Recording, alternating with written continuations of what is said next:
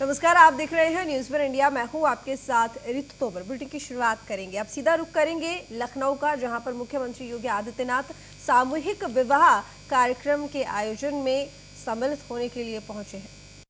स्वामी प्रसाद जी और ब्रजेश तिवारी जी ने ऐसा करके दिखा दिया। जय हिंद, जय भारत माता की, जय जय श्री राम। बहुत बहुत धन्यवाद माननीय। सचमुच हवन कुंड की ये सुगंधित हवा पूरे वातावरण को सुवासित कर रही है और पावन बना रही है, और हम सब के हृदय में जो यहाँ पर मौजूद हैं, हृदय से आशीर्वाद निकल रहा है इन नव दंपतियों के लिए। मंच पर आसीन है माननीय महिला कल्याण एवं बाल। तो बता दें, निर्माण श्रमिकों की बेटियों का विवाह समारोह का आयोजन है और जिसमें मुख्यमंत्री योगी आदित्यनाथ सम्मिलित होने के लिए पहुंचे हैं। आपको बता दें कि लगभग आज 3500 जोड़े इस सामूहिक विवाह कार्यक्रम में विवाह के बंधन में बंधने के लिए उपस्थित हुए हैं और लगभग 42,000 ऐसे परिवारजन होंगे, रिश्तेदार होंगे इन जोड़ों के, जो कि इस विवाह कार्यक्रम में शामिल होंगे। इसके साथ ही आपको बता दें कि आज ये जो सामूहिक विवाह कार्यक्रम आयोजित कराया जा रहा है, ये जो श्रम मंत्री हैं स्वामी प्रसाद, उनके नेतृत्व में ये आयोजित हो रहा है और वृंदावन डिफेंस एक्सपो मैदान में इस कार्यक्रम का आयोजन किया गया है, जिसमें 3500 जोड़े विवाह के बंधन सूत्र में बंधेंगे। युवक और युवतियों के 42,000 परिजन भी इसमें शामिल होंगे। सीएम योगी आदित्यनाथ वर वधू को आशीर्वाद देने के लिए स्वयं उपस्थित हुए हैं वृंदावन डिफेंस एक्सपो मैदान में। इसके साथ ही डिप्टी सीएम दिनेश शर्मा और कानून मंत्री ब्रजेश पाठक भी इस कार्यक्रम में उपस्थित।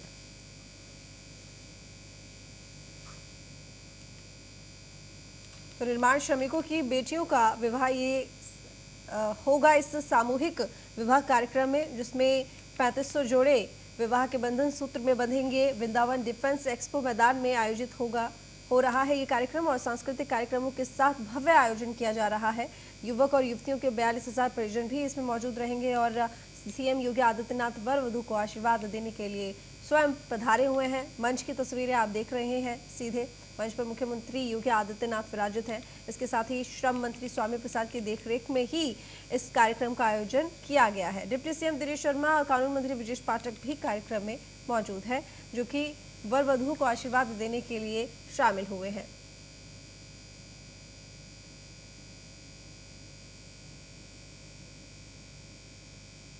तो थोड़ी ही देर में कार्यक्रम की शुरुआत हो जाएगी।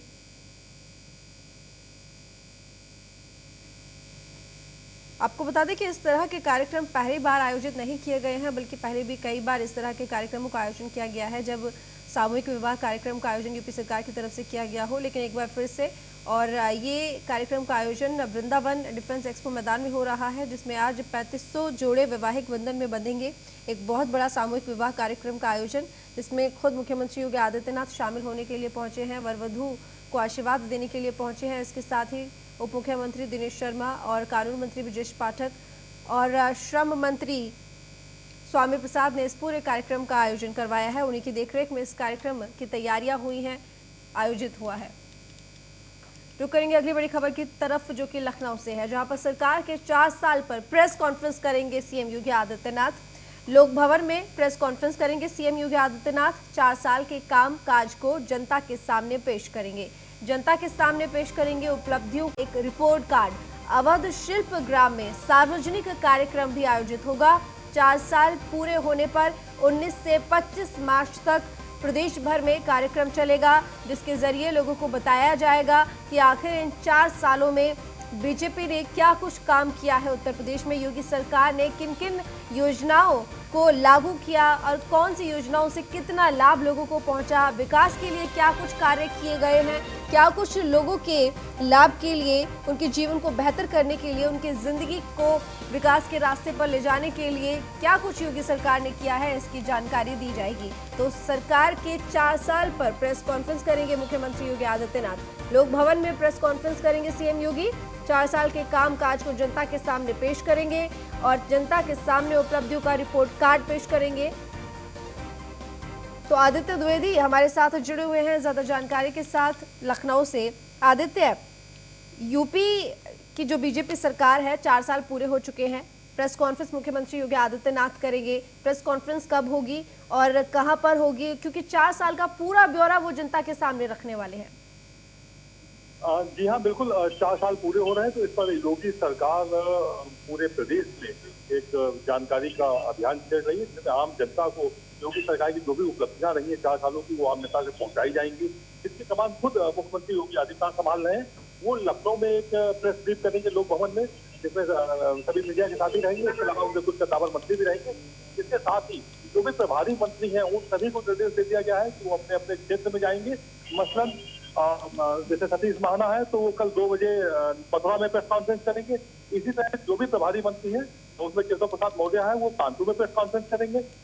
तो पूरे प्रदेश में एक अभियान चलाया जा रहा है, जिसमें लोगों को जानकारी दी जाएगी कि जो भी उपलब्धियां रही है किसानों से लेकर के, चाहे प्रधानमंत्री आवास हो या कुछ भी स्वास्थ्य संबंधित योजनाएं हो, वो सब आम जनता तक पहुंचाई जाएंगी। जी ठीक आदित्य, इसके साथ ही एक तो मुख्यमंत्री योगी आदित्यनाथ प्रेस कॉन्फ्रेंस के जरिए अपनी उपलब्धियों को तो जनता के सामने रखेंगे ही, लेकिन 4 साल पूरे होने के अवसर पर 19 से 25 मार्च तक प्रदेश भर में कार्यक्रम भी चलाया जा रहा है। इसके बारे में थोड़ा सा विस्तार से जानकारी चाहूंगी।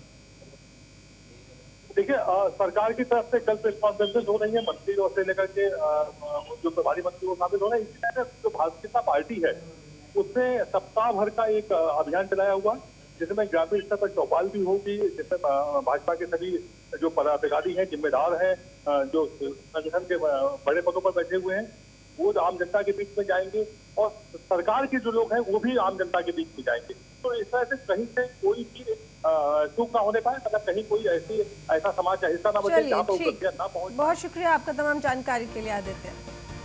ग्रेटर नोएडा से खबर है, जहां पर ग्रेटर नोएडा प्राधिकरण पर किसानों ने तालाबंदी की कोशिश की है। डीएमआईसी से प्रभावित किसानों ने भारी संख्या में ट्रैक्टर ट्रॉली लेकर वो पहुंचे। प्राधिकरण के मुख्य द्वार पर किसानों ने ताला लगाने की कोशिश की।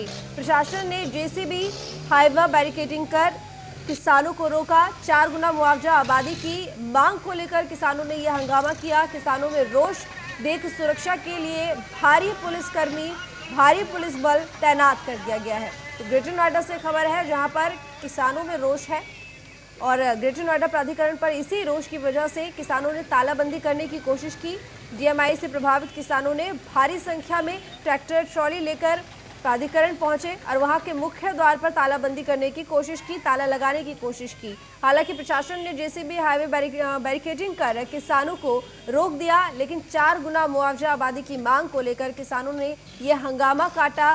काफी नाराजगी किसानों में देखी जा रही है, जिसको देखते हुए प्राधिकरण पहुंचकर किसानों ने प्राधिकरण के मुख्य द्वार पर तालाबंदी करने की कोशिश की। हालांकि उनकी ये कोशिश नाकाम रही और प्रशासन ने किसी तरह से बैरिकेडिंग्स के साथ और इसके साथ ही पुलिस प्रशासन की सहायता लेते हुए, जेसीबी की सहायता लेते हुए, ये तमाम जो प्रदर्शन कर रहे थे किसान, उनको किसी तरह से रोक दिया, तालाबंदी नहीं करने दी। लेकिन सुरक्षा के मद्देनजर भारी पुलिस बल तैनात कर दिया गया है।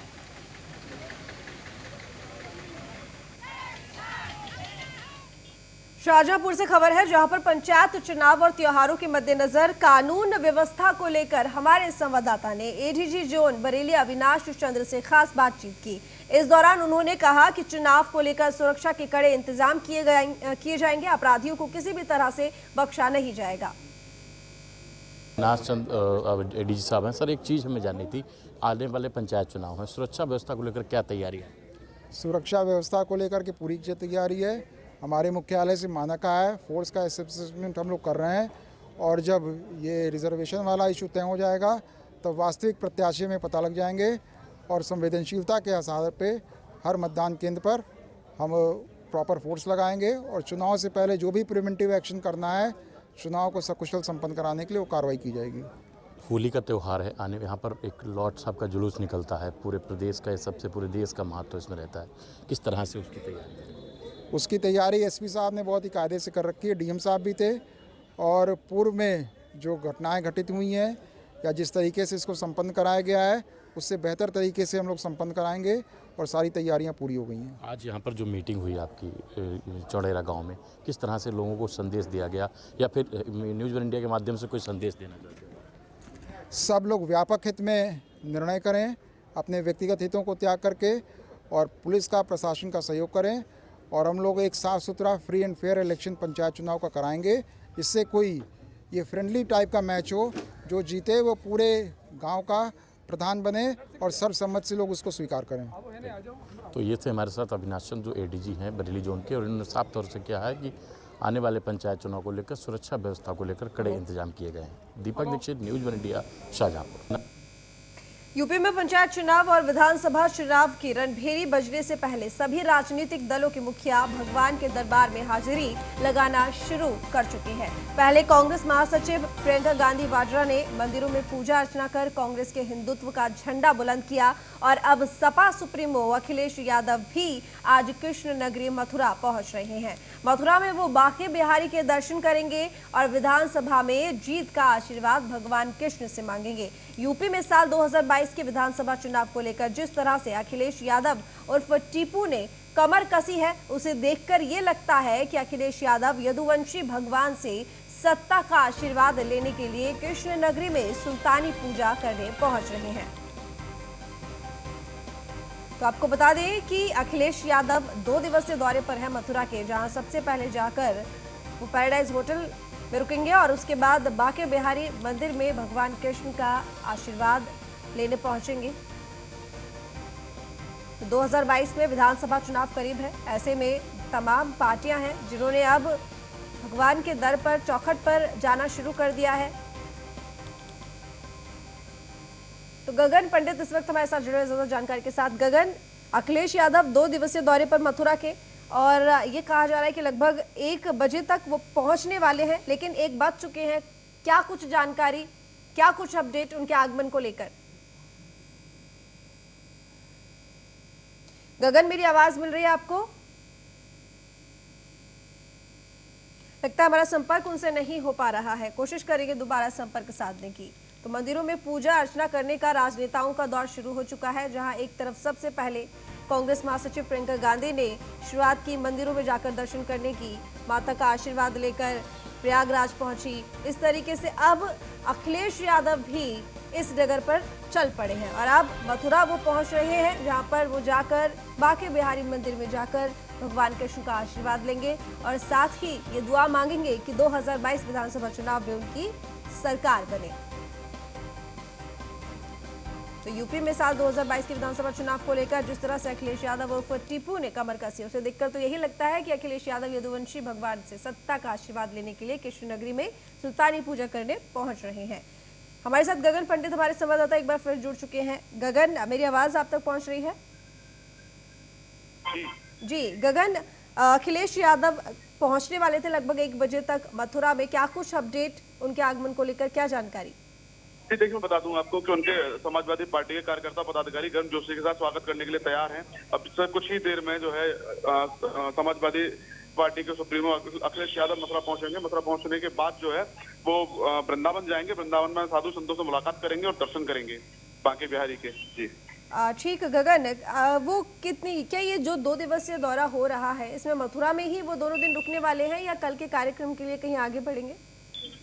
जी देखिए, बता दूं कि ये 2 दिवसीय दौरा मथुरा जनपद में ही है, क्योंकि आज वो जो है वृंदावन में साधु संतों से मुलाकात करेंगे और बांके बिहारी के दर्शन करेंगे। कल जो है बरसाना किशोरी जी के मंदिर में दर्शन करेंगे, रंजी महल के दर्शन करेंगे। उसके बाद जो है वो पाजना में किसान महापंचायत को संबोधित करेंगे। ठीक है, सुरक्षा के किस तरह के इंतजाम? जी देखिए, बता दूं अभी तक जब जैसा कि बता रहा है कि सुरक्षा के, अगर महापंचायत की बात करें, महापंचायत में सुरक्षा के संपूर्ण इंतजाम जो है प्रशासन द्वारा कर लिए गए हैं और वहां पे पुलिस बल जो है पर्याप्त मात्रा में तैनात कर दिया जाए। बहुत शुक्रिया गगन आपका तमाम जानकारी के लिए। प्रदूषण पर ग्रीन पेस की रिपोर्ट यूपी के लिए चिंताजनक है। वायु प्रदूषण की जो रिपोर्ट जारी की गई है उसमें लखनऊ दुनिया भर के प्रदूषित शहरों के लिस्ट में टॉप 10 में है। ग्रीन पीस की ओर से जारी की गई ताजा रिपोर्ट के मुताबिक दुनिया के 30 सबसे ज्यादा प्रदूषित शहरों में लखनऊ 9वें स्थान पर आया है। चिंता की बात यह है कि इस लिस्ट में 10 शहर अकेले यूपी के हैं। वहीं गाजियाबाद दुनिया का दूसरा सबसे प्रदूषित शहर है। ग्रीन पीस की ताजा रिपोर्ट के मुताबिक दुनिया के 30 सबसे ज्यादा प्रदूषित शहरों में 22 शहर अकेले भारत के हैं, जो कि भारत के लिए काफी चिंताजनक बात है। यानी कि प्रदूषण लगातार बढ़ता जा रहा है, क्योंकि ग्रीन पीस की रिपोर्ट में अकेले भारत से 22 शहर शामिल किए गए हैं।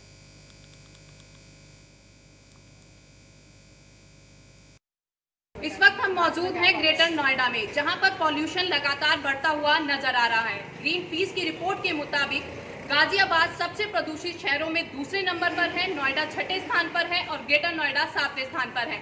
आइए जानते हैं यहीं के निवासियों से कि इन्हें किन दिक्कतों का सामना करना पड़ रहा है। मैम, क्या नाम है आपका? मैम, लगातार पॉल्यूशन बढ़ रहा है। ग्रीन की रिपोर्ट के मुताबिक भी गाजियाबाद दूसरे स्थान पर आया है। आप लोग ग्रेटर नोएडा में रहते हैं, ये 7वें स्थान पर है। किस तरह की दिक्कतों का आपको सामना करना पड़ रहा है? पहले तो यहाँ पे धूल मिट्टी बहुत है, बहुत ज़्यादा पोल्यूशन हो रखा है, और तो इसके बाद यहाँ पे सांस लेने में बहुत दिक्कत होती है। बच्चों को हम बाहर खेलने भेज नहीं सकते, क्योंकि पोल्यूशन सर्विस से वो बीमार पड़ जाएंगे। और क्या कर सकते हैं, गवर्नमेंट से कह सकते हैं अगर कुछ हो सकता है तो वो लोग करें, हेल्प करें इस चीज़ में। मैम, आपका क्या नाम है? मेरा नाम है नुपुर शर्मा। पॉल्यूशन की वजह से यहाँ बहुत सारी समस्याएं हैं। सबसे बड़ी बात है, हमें तो सांस लेने में बहुत ज़्यादा दिक्कत होती है, आंखों में भी जलन होती है। तो गवर्नमेंट से रिक्वेस्ट है कि अगर इसका कुछ सॉल्यूशन हो सकता है तो प्लीज़ आप करिए। Thank you. मैम, क्या लगता है आपको कि लगातार सरकार की, जैसे कि लॉकडाउन हुआ था, तब प्रदूषण का स्तर बहुत ज़्यादा कम हो गया था। यमुना नदी की बात करें या गंगा की बात करें तो एकदम साफ हो गई थी, लेकिन जैसे फिर लोगों ने निकलना बाहर शुरू किया तो पॉल्यूशन अब लगातार बढ़ता हुआ नजर आ रहा है। क्योंकि भारत में, पूरे भारत में 22 ऐसे शहर हैं जहाँ पर सबसे ज़्यादा पॉल्यूशन अब है। तो आपको क्या लगता है कि गवर्नमेंट को क्या कुछ ऐसा करना चाहिए कि आपके एरिया में कि जो पॉल्यूशन कम हो? थोड़ा इंडस्ट्रीज़ पे रेगुलेशन करना चाहिए कि जो पॉल्यूशन ज़्यादा फैला रही है उनके ऊपर थोड़ा रेगुलेशन कर सकते हैं। थोड़ा जो भी इन्वायरमेंट को चीज़ें क्लीन कर सकती हैं, जो भी ज़्यादा पेड़ लगाना, जो कुछ भी है, जो कुछ भी गवर्नमेंट के पास प्लान्स है, उनको अब इम्प्लीमेंट करना चाहिए। वो पेपर पे नहीं रहने चाहिए, वो इम्प्लीमेंट होने चाहिए, ताकि हम लोगों को, हमारे छोटे छोटे बच्चे हैं, इन लोगों को सबको सांस लेने में इतनी दिक्कत होती है। आजकल छोटे छोटे बच्चों को अस्थमा हो रहा है, इनहेलर्स पे बच्चे सर्वाइव कर रहे हैं। तो इसीलिए इन सब चीज़ों को करना चाहिए, सॉल्यूशन करना चाहिए गवर्नमेंट को, क्योंकि जब ह्यूमन बींग्स ही नहीं रहेंगे तो फिर फ़ायदा क्या है, किसी भी चीज़ का कोई फ़ायदा नहीं है। सर, लगातार पॉल्यूशन बढ़ रहा है, आप लोग ग्रेटर नोएडा में रहते हैं। आज ग्रेटर नोएडा ग्रीन पीस की रिपोर्ट के मुताबिक ग्रेटर नोएडा 7वें स्थान पर आया है पॉल्यूशन में। आपको क्या लगता है कि किन दिक्कतों का आपको सामना करना है? पॉल्यूशन की वजह से सब देखो, आप गले खराब हो रहे हैं लोगों के, तमाम बीमारियां बढ़ रही हैं, सांस लेने में लोगों को दिक्कत होती है, डॉक्टरों के पास भीड़ लगा रहे हैं। इंस्टेड ऑफ दैट हमें थोड़ा सा ये कि आसपास अगर हम जा रहे हैं कहीं, हमारा ऑफिस नज़दीक है, तो थोड़ा साइकिल का यूज़ करना चाहिए और मैक्सिमम हम लोगों को ध्यान रखना चाहिए इस चीज़ का कि पॉल्यूशन ना फैले। और फैक्ट्रियाँ जो आसपास हैं उनके लिए थोड़ा सा रहना चाहिए कुछ रिस्ट्रिक्शन, ताकि थोड़ा सा धुआं कम हो, पॉल्यूशन का लेवल कुछ कंट्रोल कर सकें। देखिए, यहाँ के निवासियों का कहना है कि लगातार यहाँ के क्षेत्र में जो भी फैक्ट्रियाँ हैं उनमें जो भी धुआं होता है उस पर थोड़ी निगरानी रखी जाए। और कहीं ना कहीं महिलाओं का कहना है कि जो लोग, हम लोग ट्रैफिक नियमों का पालन करें, अकेले गाड़ियों में ना निकलें। इस वक्त हम मौजूद हैं ग्रेटर नोएडा में, जहाँ पर तो बता दें कि ग्रीन पीस की रिपोर्ट में अकेले भारत से 22 शहर शामिल किए गए हैं, जिसमें गाजियाबाद दूसरे नंबर पर है और लखनऊ 9वीं रैंक पर है, जहां पर प्रदूषण सबसे ज़्यादा है, जहां की हवा सबसे ज़्यादा जहरीली है।